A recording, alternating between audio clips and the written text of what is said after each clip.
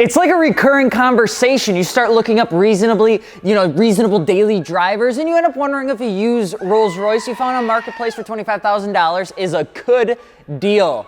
There's a quick answer to that. Stop looking at those cars. Just because they're cool doesn't mean you should own them. I've made that mistake like 9,000 times, okay? And one of the things that we actually do start searching up that seems like it's a good deal when you start looking at new sport coupe cars is the Toyota Supra. Don't say it too loud. Supra! All right? It's just like, it's the car. It's the car about cars. It's the one that you think about when you think about tuner cars, Paul Walker, orange cars, sports cars, 2001.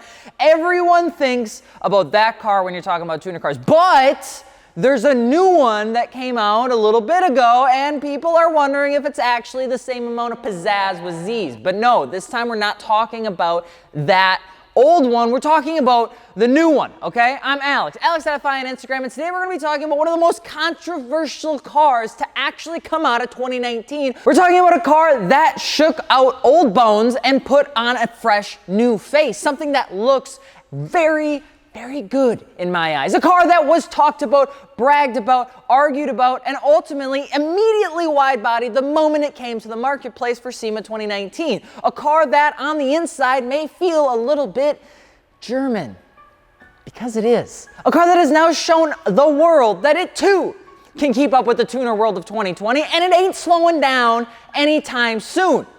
Unless you don't have $50,000. The car that future us will probably look back on and say, why did we not buy one? Ladies and gentlemen, we're gonna be talking about you wanting to own a Mark V, I'm not even gonna make a BMW joke, a Mark V Toyota Supra.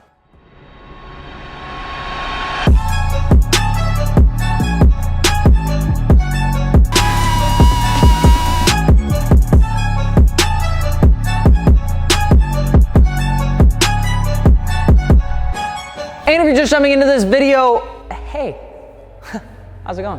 Don't forget to subscribe so we can keep making banging videos like this. And if you haven't yet, be sure to check us out over at fitmentindustries.com, where we have wheels, tires, suspension, all that sort of good stuff. And we can keep making knee slippers like this. I mean, slippers, slap. Anyway, and if you're looking, okay, yeah, this whole thing is just going down like a train wreck right now. We do literally have everything at fitmentindustries.com, and if your little teeny tiny heart has an aftermarket car that you'd like to add to our gallery, you can do so at fitmentindustries.com/add. Not even joking, we even got multi-piece wheels now in case you want to ball out. And before we even get started, we wanted to let you know that there is something else going on. We are doing a new 3-piece giveaway. Hi Dakota's chin. We're taking a look at Michelin tires, flow form wheels, and of course function and form coilovers. It's gonna be an absolute banger. Pick up one of these long sleeve shirts. They look really good. There's a t-shirt, and there's also if you go outside and there's a thing called rain, there's a thing that you can wear that protects it. You can actually check the description link below. Looks really good on Dakota. Probably the best thing he's worn all week. You're welcome. Back to the video. The new generation Toyota Supra was talked about but unsupported just as much as Half-Life 3. Nearly 20 years of conversation, speculation, rumors, and all sorts of different things came out of the woodworks when it came to a new generation Toyota Supra. Toyota never really entertained the idea of bringing back the Supra name, except for a few key times, which resulted in some terribly ugly concepts. It wasn't until 2014 that the FT1 concept made serious waves and people went off. People knew that they were trying to make something that looked like a Supra, okay? It was like Captain America grabbing Thor's hammer. It was like that kind of hype. The world paused for a moment because Toyota started to tease at a true concept that hosted all the similarities of a 2000 GT, a Supra, with a new generation styling that looked good. I mean, look at it. Look at how delicious that looked. It was beautiful. People wanted it immediately, but Toyota didn't really want to share anything else. People began wondering how the hell this car was actually going to go, because guess what? Spoiler alert, sports cars aren't money makers. Look at any sports car out there that is made in actual volume right now, and you'll see a town and country hiding behind it in the shadows, lurking, actually making the money to supply it for a sports car to come out every once in a while. Sport cars are the equivalent of our project builds. We know we ain't making anything on them at all, okay? But it makes us smile.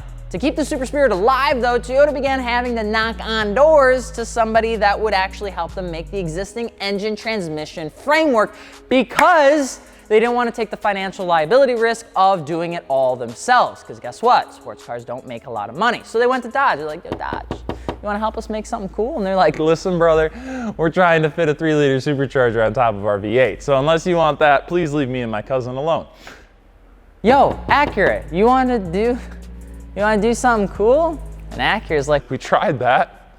$90,000 base price. It looks really cool, but nobody will ever own it. So no, we're not helping you. They finally knocked on the only door that continues to be the truly successful brand, one of the most successful brands, okay, I comment to see you, rear-wheel drive platforms that aren't terribly expensive, and that is the good old BMW. All right, they're good, they're great, they're doing pretty well. Bringing the turbocharged inline-six into the new generation Supra was what just made sense.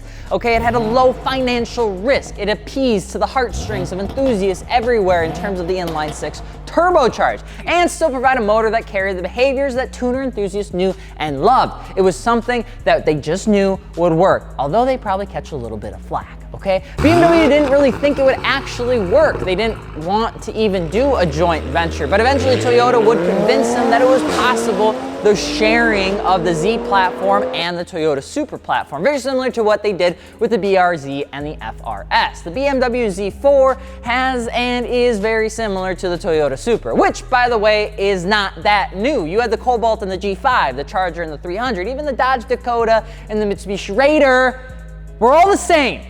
Okay, it happens, it's gonna happen, it's gonna keep happening. We just gotta be happy that at least we got something.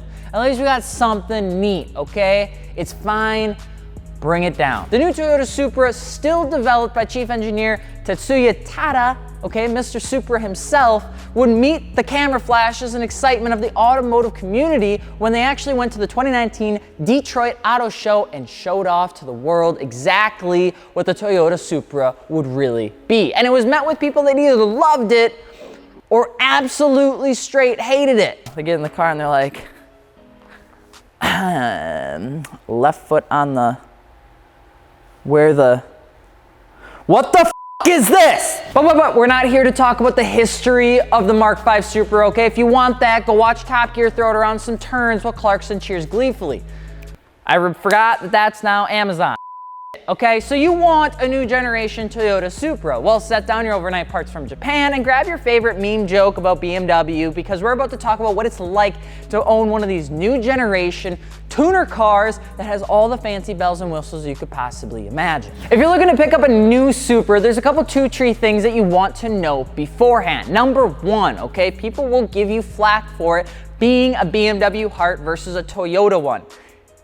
It is what it is, okay? And two, it's an automatic and will only come in the automatic for the foreseeable future. Sports cars and manuals just seem to be dissipating over time. And when it comes to high volume cars at a higher price point, they don't want to take the risk on manuals. However, I think you're probably gonna see a manual come pretty soon. The first one is tough. Look inside the door panels or the engine bay, and BMW is littered everywhere inside of this car, and it makes you feel like you might just be cheating. The car inherently feels like a Z car or even a detuned M2. The B58 motor isn't a slouch though, it's still a fantastic platform. It won Ward's 10 best engines. It sounds hella decent, and people that have already begun tinkering with the motor seem to think that it's going to do fairly well in the aftermarket community. All right, you go bud, keep it up. There's a lot of things that you can go out there and you can see people throwing 300, 500, or 1,000 horsepower at these cars and still taking it like a champ. But what makes this car fun and maybe actually worth the $50,000 price tag is how it feels. The insanely short wheelbase and the tuned suspension feels like you're getting yanked around in a roller coaster cart when you're going around a turn or hitting some G's. It is a fantastic feeling. A 3.80 to 60 second run and a 12.3 second quarter mile out of an inline six is incredible. And the car does well in terms of overall performance. When you compare it to the Mark IV in the same time frame, that was also crazy. You can throw this new car into a power slide, you can do burnouts with it, you can drift it, you can launch it to thing to Kingdom Come, you can do whatever you want, and it comes with a manufacturer warranty. You know how fantastic that is? Tuners are already pushing the boundaries of what the stock block can do, and word on the street is that it will continue to perform and perform to the likes of which people will truly, inevitably love the new generation Supra. And climbing actually to like 400 horsepower out of the 335 or 350 that's in it right now is a breeze. And if you want the car to eat some corn and have some stronger internals, you can actually push like 700. Supras these days are all over the place running a wide body setup with every conceivable wheel and tire you can imagine. I like the narrow bodies, but the wide bodies look good. TJ Hunt, I liked it, all right? Air suspension looks fantastic on these wider cars, and that's exactly what most people have done. But some of the OGs have already developed their own coilovers. You can go look and actually see that HKS is making coilovers for it, as well as BC Racing. If you're looking to pick one up, just remember that the car is inherently new and may come with some quirky recalls. After all, it's only 2 years old. Think about what you were doing 2 years ago and tell me that you didn't make some mistakes. And a little bit of community flack. Not many people like the new because it's new, all right? The new Supra is undoubtedly controversial, and there's rumors that Toyota will be continuing the car for some time. In fact, they already announced that they're releasing a better one next year. 1 year after they released the first generation, they came out with another one. What? That makes me sad. I can hear the depreciation of the first generation already. But what do you think about the new Toyota Supra? And of course, let us know what you'd like us to cover next. Mr. Forge Star Man in the comments, we hear you. We hear you. Okay? It's coming. If you're looking for aftermarket wheels, tires, or suspension, be sure to hit us up over at fitmentindustries.com. I'm Alex from Fitment Industries, and we will see you later.